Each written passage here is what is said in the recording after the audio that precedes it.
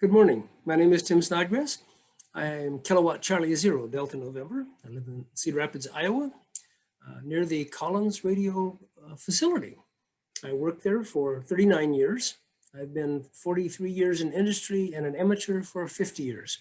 And, today I will be presenting the results of a 3-month study where I and 2 other researchers collected 64 million over-the-air measurements on 9 frequencies ranging from 2.5 meg up to 25 and over 1,000-mile path.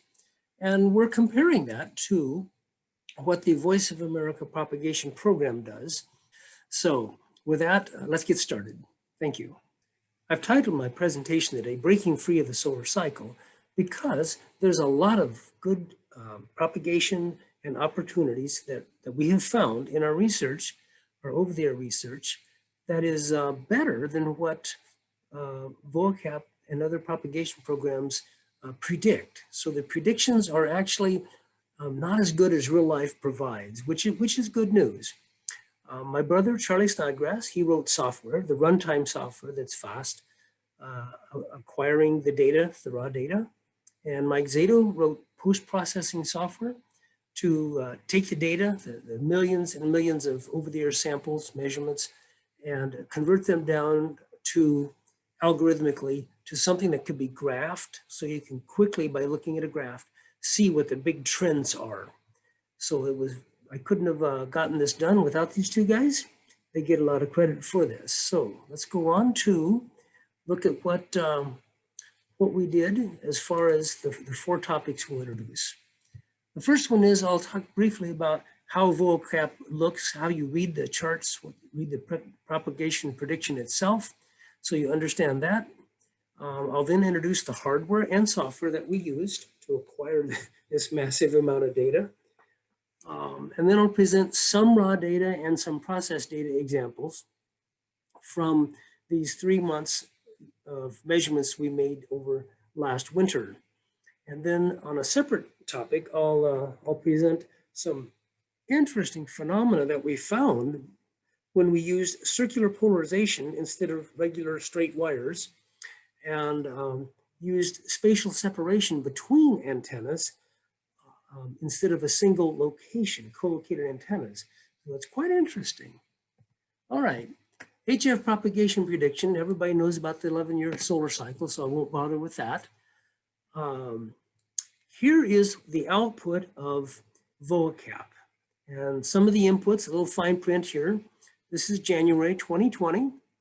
The smooth sunspot number is 0. I'm listening in Cedar Rapids. Fort Collins is transmitting, and over here you'll find out that they're transmitting at 10,000 watts, which is what they're doing.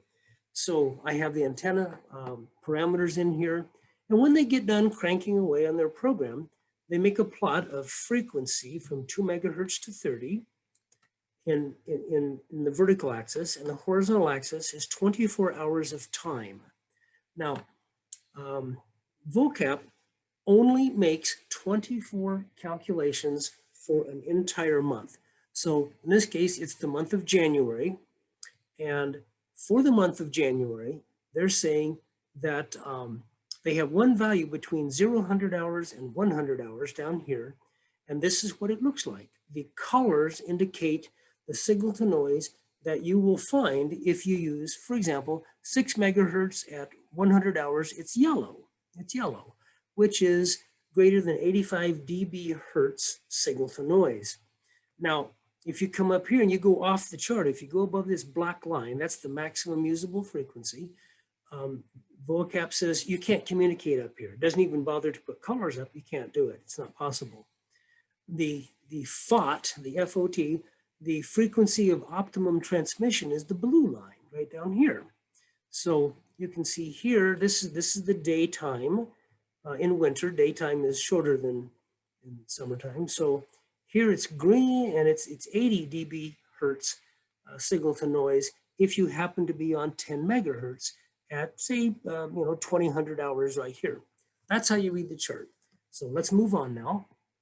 Here's the hardware. Here's half the hardware, actually, that was used. The top panel contains access to 5 antennas. This is the HF section, and this is VHF, UHF, and microwaves over here. step antenna controllers for the 2 step antennas, 500-watt amplifier, 3 HF radios, VHF and UHF transverters and power amplifiers, a flex receiver. Right now I'm running 2 flex receivers. One is monitoring all eight of the 9 frequencies we're monitoring simultaneously. And now for the big surprise, this is a radio array of 8 Kenwood FT440s. And you can kind of read what we're doing here by the dials: 2.5 meg WWV, 5 megahertz, the time standard, 10 megahertz, 15. Then it changes to CHU out of Colorado. Below it are 9 816 megahertz processors that we use to acquire the data. Each one is dedicated to one receiver. They're coming down here digitized at 100,000 samples per second, 12 bits. So we have good resolution. We have excellent timing, plus and minus 5 microseconds. Part of what we do is we measure the time of arrival of the signal from Fort Collins, Colorado, or from Ottawa, Canada. And we can measure and look at what's happening simultaneously when all these frequencies are transmitted from the Fort Collins facility or Ottawa. We can measure if there's a difference in refraction altitude as a function of frequency. And that's really surprising, but that's for a different presentation. And it's very surprising what we found out there. So we will not be addressing the time of arrival measurements, but it's all in this big monstrous database we have. To keep it accurate and dependable and stable, back here is a 50 part per billion 10 meg frequency reference that drives all of this stuff, all the acquisition. Okay, here's the antennas. Here's a couple of antennas, 3 of the antennas, 2 240-foot crossed off-center fed dipoles. So a north-south and an east-west. This is a step-IR 3-element beam, and this is after the 130 to 140 mile an hour derecho came through on August 10th at 1 o'clock in the afternoon and smashed everything, bent the tower over my barn. And no, this isn't an optical illusion. The barn is actually pushed to the east. It's pushed out of alignment. So the antennas have been repaired. I will now introduce you to WWV, WWVH, and CHU in Canada, what their formats are on transmitting, and why we chose them to be the signal source. So why was WWV selected as a signal source for doing propagation measurements? The biggest reason is that they transmit every second, almost every second, and they have constant power out, and they cover the whole HF spectrum from 2.5 meg to 25 meg.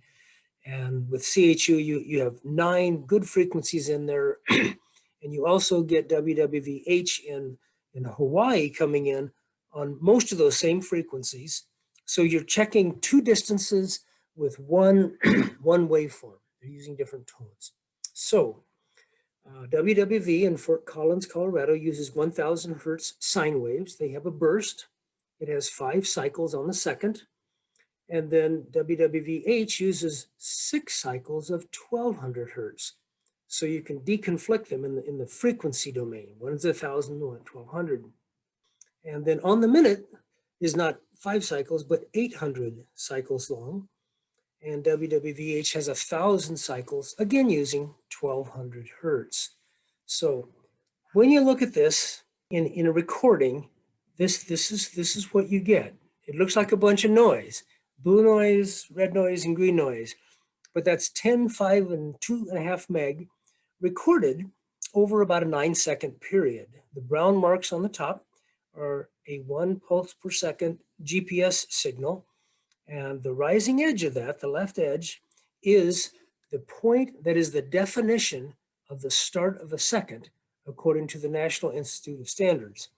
And here's what it looks like when you blow it up. So you have this rising edge, and it takes 4.06 milliseconds to propagate from Fort Collins to Cedar Rapids, Iowa. But you can see the 5-cycle burst is distorted at 15 meg. It's looking pretty nice at 10 meg and 5 meg. And this is at 5:30 p.m. in August. So the sun is still up, sun's a couple hours from going down, and it's working well on these 3 bands. So this is what we record. We record this. Now, to detect the rising edge precisely and to see what the signal to noise is, we do a correlation, a digital cross correlation, where we take a reference waveform with either 5 cycles or 800 cycles, or with CHU, we use 10 cycles, we use 300 cycles, we use 500 cycles, and 1,000 cycles. So the different transmitters are transmitting different burst lengths on different second numbers and minute numbers and hour numbers. So, right, so the correlation, it builds up. So this is noise in front. The waveform starts coming into the correlator, and you get partial correlations and anti-correlations until you reach this point where the whole 5 cycles is within and matching the reference waveform, and then it begins to decrease as the information, as the burst cycles through the correlator and drops off the other end, and now we're back into noise again. If I sweep across this correlator, you can see that 1,000 hertz is the only thing that's going to come through this correlator. Everything else is going to get decorrelated out here and attenuated.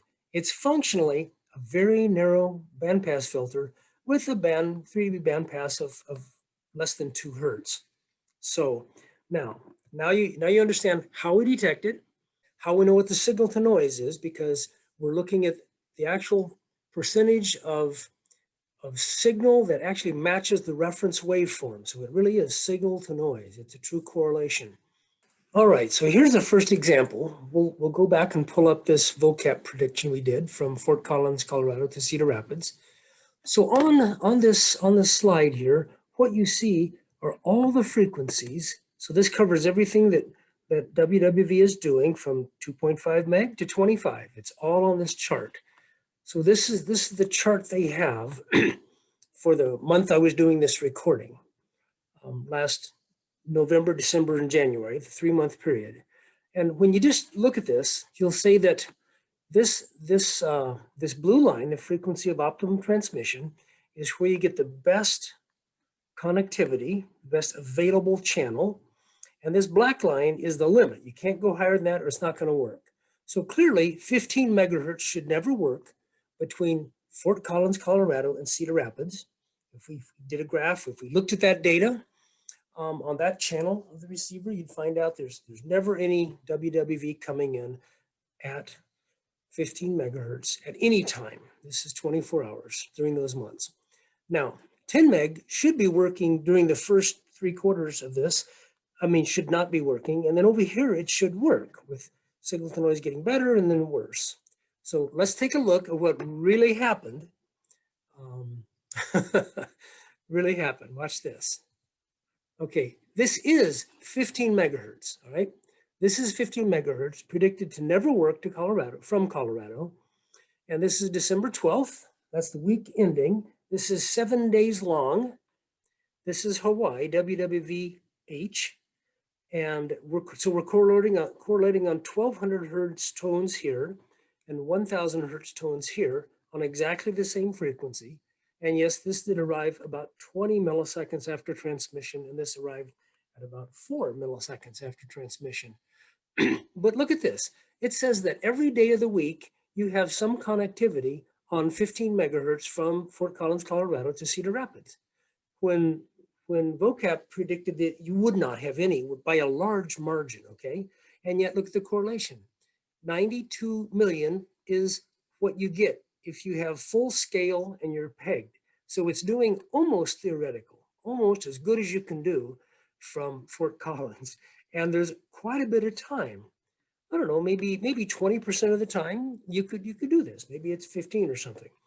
But from Hawaii, vocap does predict correctly Hawaii to Cedar Rapids. And this is pretty close to what vocap is saying you'll get. So here's a case where at one frequency, vocap is doing it right. And in one case, the same case, 15 meg, it's not doing it right. So if I go back a chart, so this is not working to Cedar Rapids. I didn't put up Hawaii here.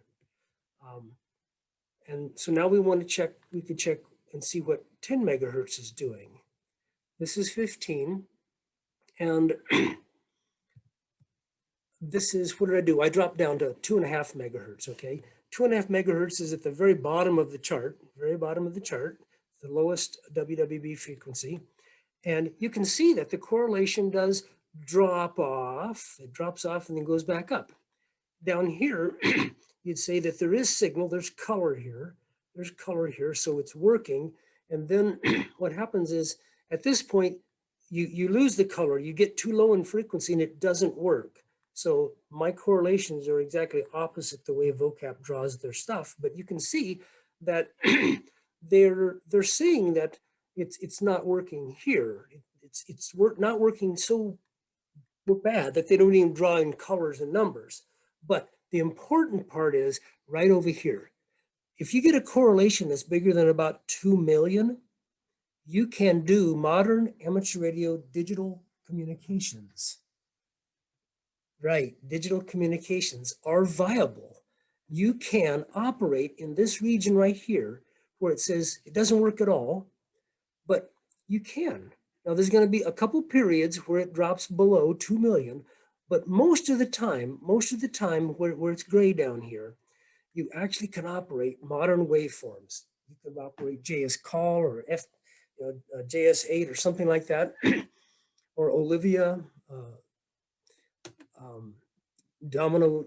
A lot of the waveforms that have processing gain and narrow bands will operate here. So this is a case of a low end band working and then 15 meg not working. They say it doesn't work, but it does. So there's two pieces of good news here. 15 meg does go 1,000 miles in the daytime quite often. Every day there's a chance to do that. And 2.5 meg is working. And if you look at this, what it's saying, let me go back a slide. This says that I can operate 2.5 meg in digital modes 24 hours a day. 24 hours a day. And that is one of the things we have found, is that the lower frequencies have been underrated. Let's go on to 10 megahertz. 10 meg says it doesn't work here, and it should be working during this time where the mouse's cursor is drawing. And here's what the real data shows. So we have a very high correlation where vocap said we should have a high correlation. Where the waveform drops down when the sun, this is daytime, when the sun goes down, 5 p.m., what happens is, 10 megahertz does drop off. But here's what we found, is that after 2 or 3 hours, after the gray line sweeps over the region and it becomes dark, there's another window that opens almost every day where 10 megahertz is working again, and it's actually working with better throughput and higher signal to noise than it was during the daytime. And vocap says, no, that's not going to happen. And this is what it does most of the time. During the 3 months that we recorded, this is what it did almost every night. So the normative pattern was gray line screws it up and 10 meg recovers. Now, here's a whole week of December. And the brown lines here are where vocap says communication is not possible. And yet the correlation is quite large. I mean, there's a good correlation here. Most of this time has a big correlation above 10 million. Here's one place that vocap got it right. And here's a place that vocap got it right. It dropped down, it stayed poor all night. But here, nope, it came back alive after gray line swept through. Daytime, gray line swept through, it came back again. And here, gray line didn't affect it as seriously. The point is that there's almost twice as much in the 30-meter band, in this 10 megahertz piece of spectrum of throughput available, of time to communicate at 10 megahertz than we've commonly believed. It's really very good news. Now, look at this. Just in case you don't think a week's long enough to do it, here is a whole month. Here's a month starting December, a week ending December 12th, and down here is week ending January 2nd. And what frequency are we at here? We are at 2.5 megahertz at 1,000 miles. So you're looking at 2.4 million samples over 28 days, and vocap did pretty well at 2.5 meg, okay, at this distance. So they predicted, you know, it's very regular per their 1 month average thing. We found that all these days were pretty good. They pretty much matched it, what was happening at 2.5 megahertz at this distance. And yeah, I had some software fail here, and, and I removed the coax. This was operator fault here, but you can see that it looks pretty good. It actually looks pretty good here. 1 whole month of 2.5 meg. It's not always present, but it's mostly present. It's mostly present. A lot longer than you would think. Let's go to the next one. Here's 5 megahertz. Now 5 megahertz was the big surprise in all this testing. We found that 5 megahertz was almost always open at 1,000 miles. In the daytime, nighttime, during gray line, in the morning, gray line at night, it was just a marvelous band. It was simply present all the time. There's a few cases over here where it begins to look like what vocap predicts, but not very often. Most of it is not there. Most of it is not there. A couple instances down here where it tried to get to be like vocap, but most of the time, 5 meg is always there. So the vocap prediction here is very poor, very poor. It's continuously open for 5, 6, 7 days at a time, even longer when you look at the other months. And no, I just couldn't stick 64 million samples on graphs and show you everything I wanted to show you. So, but there's a bunch of good news on this slide. Let's look at the next one. Now we're at 10 megahertz. And you saw a week of this. This is a month's worth. It's the same month as 5 meg. And you can see that it commonly has that rise during the night coming back on. And it's very prevalent. Here, vocap got it right three days in a row. It did not recover at night, same thing here. And then it started staying up. It didn't go below 40 million here, and just a little bit down, but only down to 20 million. So 10 meg is working better than expected most of the time. So probably 80% of the time, there's opportunities on 10 meg at night that we haven't been taking advantage of. When the band fails after gray line, yeah, we change bands. We go to you know, 20 meters or something like that, or we go down to 7 megahertz and work 40 meters for a while because 10 meg died. But give it 2 hours and 10 meg will come back to you. Okay, 15 meg. Now this, remember, we're looking at a whole month here. So the month started here, and you saw this. It's working very well, and vocap predicted it shouldn't be working at all. But look what happens over the course of an entire month. It gets more sporadic, and it comes, and pretty soon you have bigger regions of non-communication and more non-communication. And by the end of the month, there's lots of dead time here. As the month and the winter wore on and the sunlight decreased, it trended to be more like what vocap was saying. So you've seen what the waveforms do, what the connectivity and propagation does in the bands from 2.5 meg up to 15 megahertz. And now I'm going to show you something that is a synergy. The measurements show when you overlay 2.5 meg and 10 meg performance, they complement each other very well. So when 2.5 meg is down, 10 meg is up. And sometimes 2.5 and 10 are both up.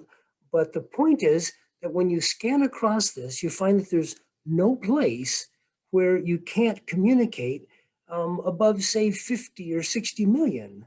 It looks really good all the time. So between these two frequencies, you can talk 24/7, 1,000 miles. So we're looking at 1,000 miles here. Now, obviously, a person could take this radio setup and then look at all kinds of combinations. I could show you CHU going north and east 1,000 miles, and then put Hawaii on here. So there's lots of things we can do, and you guys can do it too. You can look these up. You don't have to have a fancy thing, and you don't have to do 9 frequencies at a time. But with 2 receivers, you can build charts like this. It's pretty easy to do. So here's an idea of constant communication for, say, emergency or something like that. And you're still talking 1,000 miles, even when you go down to 2.5 meg. It's nice and strong. It is. Okay. Here is another, here's a blow up of that.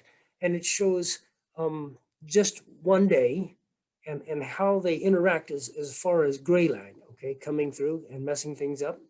So what it looks like is it takes a while for gray line to affect a frequency. And so orange 10 meg continues working past sundown at 5 p.m., continues working for a while, and that gives a chance for 2.5 meg to come up and be working before it fails. So it's really kind of neat that, you know, that this kind of stuff can be done. Normally this would, you know, you'd say, well, it doesn't work and I'll go do something different. But in this case, 10 meg is working, 10 meg failed, 10 meg is working. Just for this interval, yeah, you could communicate to the same place with nearly the same signal to noise. You're up above 50 million and carry on whatever you're doing. Again, for emergency communications, you can have a continuous connectivity. Now let's look at 5 and 10.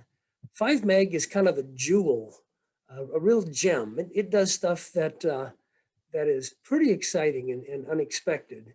So 5 meg is blue, and you can see that it does go down. It goes down to 30 million, but you can operate at 30 million. You can operate at 2 down here. So, but you know, obviously the higher the signal, the higher the data rates.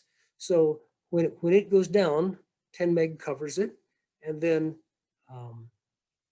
there's just a lot of possibilities here in terms of looking and using 2-band communication to have constant communication. So that's a good takeaway from this, is that if with some characterization and time, you could come up with a software program that would give you a high probability of communicating 1,000 miles in this case, just by selecting the right frequency. And it'd be very likely that you'd have connectivity to do that. Now, this is kind of an eye chart, but it was a fun thing. When I was analyzing the data, I came across an interesting fact. So here is a week's worth. It's 7 days. And I found that when 15 megahertz was open to Fort Collins, Colorado, 10 meg was always open. Okay, the lower frequency was always open if 15 meg was open. Now, when 20 meg was open, 15 and 10 were always open. Now, 25 megahertz wasn't open very often from Colorado Springs, which is why I didn't show you guys the data. It's kind of a lot of dead stuff. But when it was open, 20, 15, and 10 were open. So in a way, you might say, you know, 20 meg and 25 meg are really irrelevant, because when 15 meg is open, it's good. I don't need to mess with 20 meg. If 20 meg open, I know 15 meg is open. If 25 is open, 15 is open again. So these higher frequencies that seem like, oh, I go up to a higher frequency to talk further, not necessarily. Not necessarily. You can listen to WWV on 2.5 meg every day if you want, coming from Hawaii. That's right, 4,000 miles. All right, interesting things come out. Oh, in fact, here's the chart I just referred to. All right, now this is 3 consecutive weeks ending December 5. So this is early December, and it's WWV. And remember this 2 meg correlation number, okay? So 2 meg is right here, second line from the bottom, and it's coming in from Hawaii. So I ran WWV, I ran vocap from Honolulu to Cedar Rapids, and it says when you're on 2.5 meg, look at this horizontal line here, It should never work. vocap says that 2.5 megs should never get in from Hawaii. I have to go to higher frequencies to hear Hawaii. And yet, every day, there's good connectivity with Hawaii on 2.5 megahertz. Now, I came across this in the year and a half before we did this big recording, because I would hear the female voice, which is only in Hawaii. Colorado Springs is a male voice. It would be coming in, and it came in on 2.5 meg. I'm like, what's it doing here? That's not supposed to work. So the point is, with digital modes, you can have connectivity. You know, this cries out for store and forward, the idea that we used back in the 90s, 80s and 90s for communication. You can have reliable emergency communications with a few hours delay. And between 2.5 and 5 meg, somewhere in there, you'd think that maybe 160 meters and 80 meters would be really good, and we're not using them as fully as we could if we had this idea of store and forward available to us. Okay, let's look at Hawaii on 15 megahertz. So I just raised the frequency. It's the same slide you saw before, and I moved way up here to 15 megahertz, right across here. I didn't draw me a line, but it said it should work and have, you know, a certain availability across here. And interestingly, my measurements, my 3 weeks of measurements, almost exactly match vocap's prediction here. So they had they show 8 hours of good connectivity on 15 megahertz, and when I measure these, I average out at 510 minutes per day, or 8.5 hours. So vocap got this one dead on. It was right. So, but now it's 4,000 miles instead of 1,000 miles. So there are things that vocap does do well. Okay, now this is the same 3 consecutive weeks, December 5th, starting again, ending again. And now I went on 20 meg. Now, 20 meg has been really dead, but look what we have here. It's occasional stuff, and you get some communications. Now 20 meg is way up here, and they said it should work. It should work as good as 15 megahertz. It really should. Between 15 is here, and the difference is you went from, I don't know, roughly green to roughly yellow. So there's a 5 dB signal to noise difference between these two. But in general, this is dead. I mean, even digital modes aren't working. Occasionally you get some through here. You got above 2 meg for a while here. But across the board, in general, this is not working at all. So it predicts a lot more connectivity at 20 megahertz. You know, on 15 it was right, but at 20 meg it's just completely off. So I don't know how you get confidence from using vocap for predicting things, because sometimes it works and sometimes it doesn't. This next section regards antennas and how they will affect performance. So I thought I should put on my antenna hat to make this presentation. Oh, it's always good to have an antenna hat. If you're going to talk about variations of antennas, you can try to improve your signal to noise performance when you're doing over-the-air testing. All right. First thing we'll do is define what we're doing with diversity here. There's 3 kinds, primary, that we can do, one of which is if you're working with linear polarization, you can use north-south and east-west. So those are orthogonal directions. The signals are coming down in a corkscrew fashion. All signals coming down from the ionosphere that are HF are circularly polarized. We happen to be receiving them on a linear polarized antenna because it's a straight wire, it's a straight line. So I have 3 axes there, and throughout this data acquisition thing, I would experiment with different types of polarization in the recordings. I'll go to a separate section on circular polarization. Spatial separation I'll show you first. And there's 2 antennas. They're both step IR verticals, and they're 5.6 miles apart. And here's what we look like on 5 megahertz. Okay, the blue signal is Kilowatt Charlie Zero, Charlie Denmark, which is my brother, and he is listening. His signal is blue. My signal, Kilowatt Charlie Zero Delta November, is orange. And we found on this particular day that the signal at my location, he's in the city, I'm out in the country, that I did not dip down as far as he did. When his signal faded in the city, it didn't fade out here in the country that way. My signal was more or less, other than this event here, more or less fairly constant, and his was stronger than mine and also faded lower than mine. Stronger than mine, faded lower than mine. So it's interesting. I point it out because it's different, right?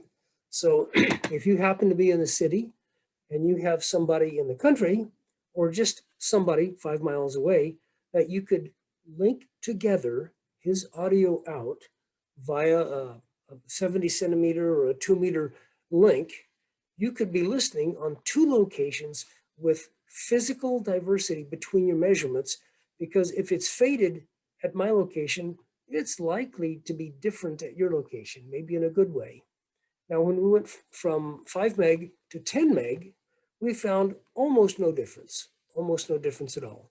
So it's just 2 data points that we came across. We have a lot of data points, but these are the 2 interesting ones. So let's look at this. This is triple polarization. So I have a vertical ground plane, it's 32 feet long, on top of a 40 by 60 foot metal building with ground radials, and then the 2 off-center fed dipoles. And this is quite interesting. It's 10 megahertz, and I ran 24 hours. Actually, I ran a week, but you can see some really interesting things here. You can see that the silver is the vertical antenna, and the silver antenna in the daytime is not as strong as the blue, which is the north-south antenna, at my location. The east-west antenna is orange, and it's weaker than north-south, but it's stronger than the vertical. But go over here to where the daylight ends and the night starts, the signals drop down, but look what happens. Both north-south and east-west, the wire antennas that are horizontally polarized, they're just dragging along the bottom down here. But the vertical antenna is actually able to pull up significant high correlations most of the time, and sometimes for long periods of time. And then, it's not obvious why. It fades away, and for a short time, the wire antenna is better, and then it comes back, and the wire antennas stay better than the vertical. So the point of the chart is that triple polarization diversity can increase the amount of time you have good connectivity by, I don't know, maybe 30% or maybe 40% or something like that, versus I'm not working at all to, I am working, not as high as in the daytime, but I am working, and it's not too far below that. So it's intriguing. So it's another positive thing that came out of studying these propagation patterns, is that there's opportunities out there that we may not be taking advantage of. This is specifically about circular polarization, and this is the way the signals come down from the ionosphere. So when you receive them with a linear antenna, it's always going to be not as good as it could be, and you're subject to frequency selective fading phenomena. Now, here's what we did. We have 3 receivers here.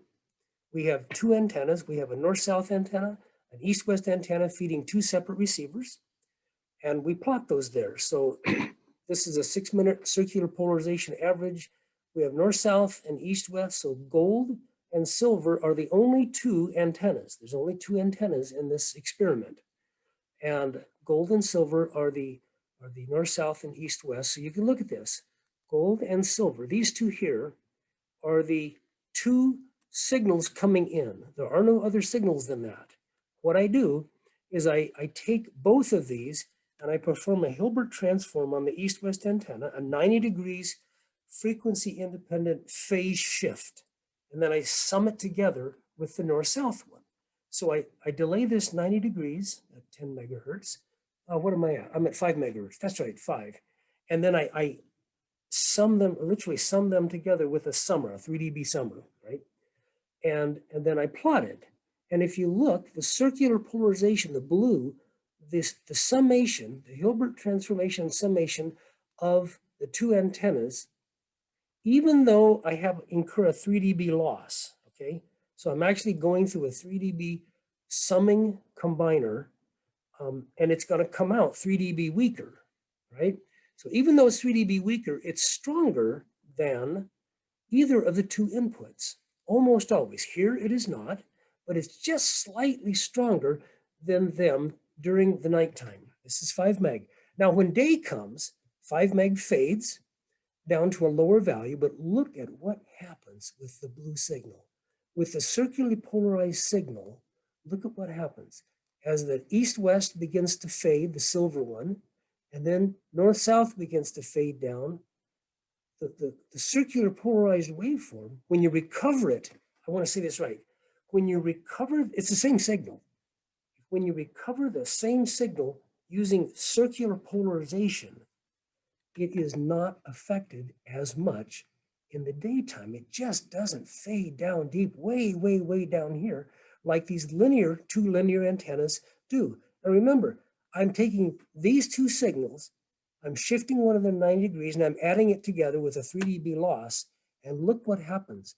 I get tens of millions higher correlation from these two low, weak signals down here.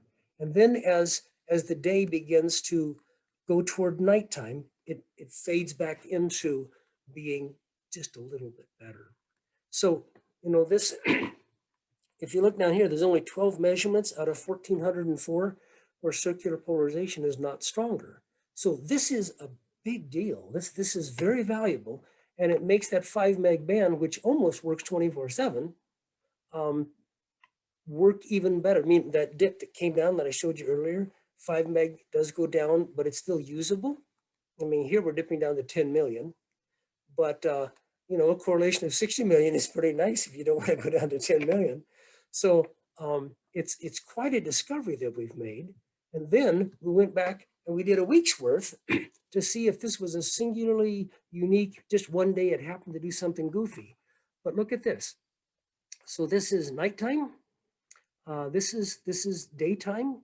And during the daytime, when 5 meg is not supposed to work very well, it fills it in. It raises it from, say, a middle of 25 million up to about 55 million. It did it on this day, and it did it on this day, and it did it on this day, and it did it on this day. It's happening. It's always better. It's always bringing goodness to the party. Now, so at 1,000 miles, you can greatly improve your daily, your communication, your reception on 5 megahertz by the use of circular polarization by two crossed dipoles summed with a Hilbert transform. Now, for completeness, I tried this at 3.3 megahertz, and the phenomena was only slightly there. I then tried it at 2.5, and it wasn't there. I tried it on 10 meg, and I did not find this phenomena to be happening there. I tried it at 7.85, the CHU frequency in Ottawa, Canada, and it was slightly there. So it doesn't, in the limited testing I did, it doesn't happen everywhere, but it does happen. So anyway, that is, I think that's all the information I can squeeze into this much time. So the summary, what is the takeaway here? VOCAP is supposed to be 90% available, meaning in a 30-day month, it's 3 days of it, it's not predictable, but the other 27, they claim that they're going to be right, and I found that was not the case. It is not that good. The second and third skip propagation, it doesn't model them. That 2.5 meg that goes and hops all the way to Hawaii, it doesn't model that well. After sundown, the predictions for 10 meg and lower are more pessimistic than the measurements show. We have a lot of advantages down there that we're not using. Circular polarization for reception has a lot of advantages, but only on the low bands. And so far, it only seems exceptional at 5, but I'll be doing more research on that. So hams have more spectrum and more viable operating time available than models predict. That's true. CW, QRSS, digital modes. Many of these can operate in the lower bands independent. They can operate 24/7 down there. So today, gentlemen, the solar cycle is as poor as can be, right? We're down to 0 or close to 0. It's been 0 for months, and it comes up and gets up a little bit. But the point is, it's only going to get better. And over the air testing is showing that long distance, very long distances are possible every day in the upper frequencies that are predicted to be dead, and in the lower frequencies that are predicted to not work. So that's the presentation, and we'll be open for questions now.